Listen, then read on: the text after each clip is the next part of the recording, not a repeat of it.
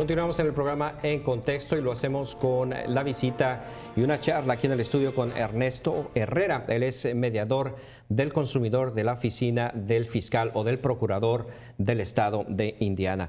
Ernesto, estábamos hablando sobre los problemas en las habitaciones, en los complejos de apartamentos, y mucho tiene que ver también el tipo de contrato o el contrato de arrendamiento, ¿no? Exacto. Usted recibe muchas quejas de ese tipo, ¿no? Sí, me voy a enfocar ahorita en uno que es muy específico, no tiene que ver precisamente con apartamentos, sino la compra de casa-habitación. Ok.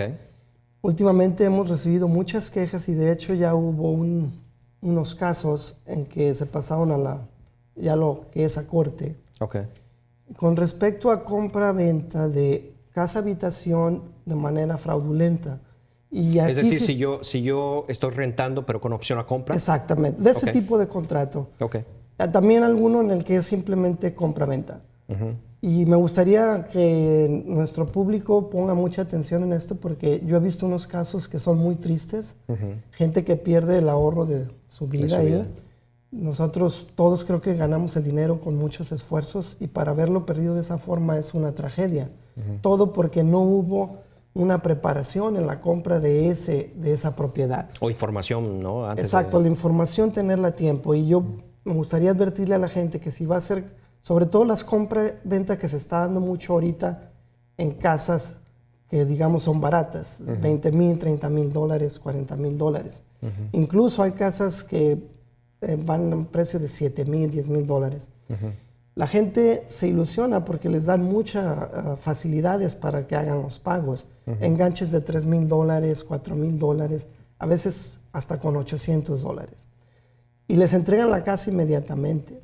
El problema es que no es la persona que está comprando no está investigando cuál es la situación legal de esa propiedad.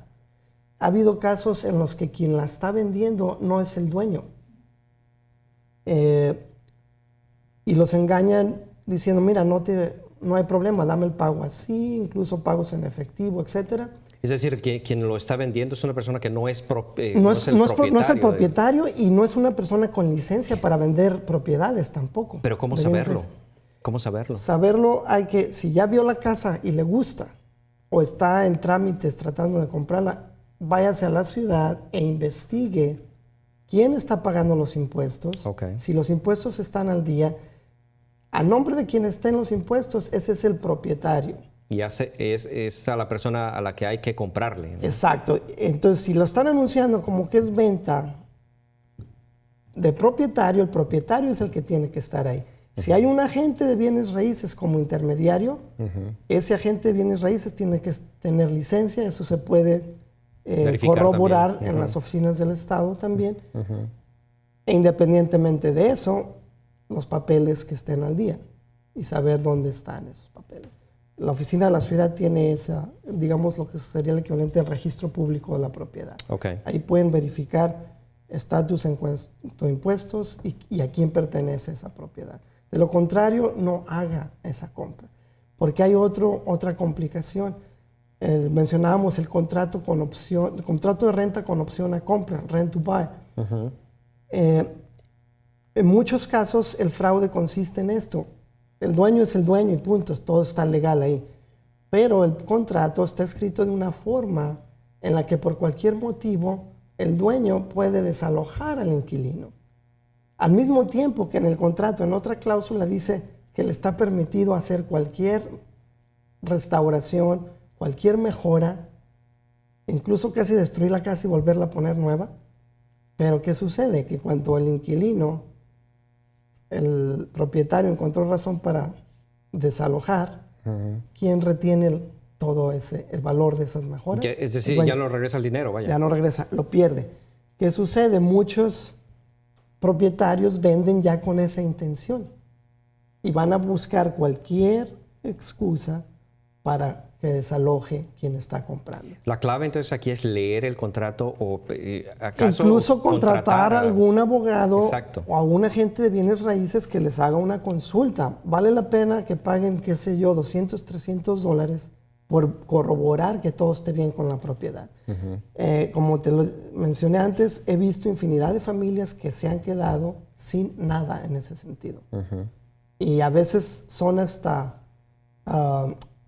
sujetas a sanción legal por haber estado ocupando un hogar que no les pertenecía legalmente. Estoy hablando de los casos en los que el propietario legal no existía. Entonces, estamos muy... Ese mismo ejemplo de leer antes los contratos debería transferirse también a los apartamentos, ¿no? En este caso, porque es un problema gravísimo. Un problema gravísimo con los apartamentos es las inspecciones. Ya lo mencionaste tú, que te sorprendes cómo es que aceptan la vivienda en esas condiciones. Aparte de la calidad de vida, tiene implicaciones económicas. Porque en muchas ocasiones quien renta abusa. Les dice, ok, ya vas a desalojar, ahora vamos a inspeccionar. Y les quieren inculcar daños que ya existían. Para eso existe la visita, la inspección inicial antes de ocupar el inmueble. La persona debe decir, ok, ¿dónde está la lista donde voy a inspeccionar los detalles? Pero ¿sabes qué es lo que están haciendo muchos apartamentos? Incluso nosotros fuimos y nos hicimos pasar por inquilinos, personas que estábamos interesadas en rentar. Nos llevaron a un apartamento que estaba incluso hasta amueblado y estaba para mostrarlo, ¿no? Exacto. Muy bonito se veía, pero decía, ok, les vamos a dar un apartamento parecido a este, ok, pero podemos ver ese apartamento. Bueno, lo que pasa es que el inquilino que está ahorita todavía está por salirse, pero ese es un error gravísimo, el no ir a verificar el apartamento en el que me van a dar a mí las llaves para ir a vivir ahí. Sí, es por eso que no debe de firmar el contrato ni ningún otro documento más que la solicitud, que es la que presentan al principio. Pero si esa no es la unidad que vas a habitar, usted no tiene derecho a firmar ese documento. Otro aspecto es la salida. Cuando ya la persona cumplió, digamos, 1 año, 2 años, estuvo por contrato, siempre tiene que avisar por escrito que ya se va a salir. He visto casos en que solamente se van. Solamente se van, o a veces van y avisan a la oficina. Y el administrador le dice, oh, está bien, déjame la llave cuando ya te salgas. Y ese mismo administrador se da la vuelta, se espera 4 o 5 semanas y presenta ante la Small Claims Court, la Corte de Demandas Menores, presenta una querella contra el ex inquilino, diciendo que abandonó la propiedad. Y legalmente tienen derecho a reclamar varios meses de renta, más gastos de representación y gastos de cobranza. Entonces tiene que hacerlo por escrito, obviamente. Todo tiene que hacerse por escrito. Por escrito y quedarse con una copia que el administrador le firmó que recibió esa noticia. A veces es de 30 días, a veces es de 60 días. Pero la persona tiene que estar muy alerta de eso. Tiene que contratar a personas que, aunque paguen, como tú dices, aunque paguen $100, $200, pero para que consulten, ¿no? Exactamente. Vamos a seguir hablando de esto, vamos a hacer una pausa comercial, Ernesto, pero es un tema bien importante. Así es que hacemos una pausa y regresamos con más aquí en el programa En Contexto. No se vaya.